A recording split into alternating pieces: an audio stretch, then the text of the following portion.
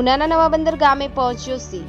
રાત્રિના સમયે ગામની વચ્ચોવચ્ચ રામજી મંદિર પાસે રહેણાંક વિસ્તારમાં સિંહ ઘૂસ્યો। બાઇક ઉપર આવતું દંપતી અને એક શ્વાન સિંહને જોતા બાઇક ચાલક દંપતી બાઇક ચાલુ મૂકી રસ્તામાં છોડી ભાગ્યા અને શ્વાન પણ ઊભી પૂંછડીએ ભાગ્યું। નવાબંદર દરિયા કિનારાનું ગામ જ્યાં ગત મોડી રાત્રે સિંહ પહોંચ્યો, જેના સીસીટીવી દ્રશ્યો સામે આવ્યા। બ્યુરો રિપોર્ટ, ગિરનાર અવાજ ન્યૂઝ, ગીર સોમનાથ।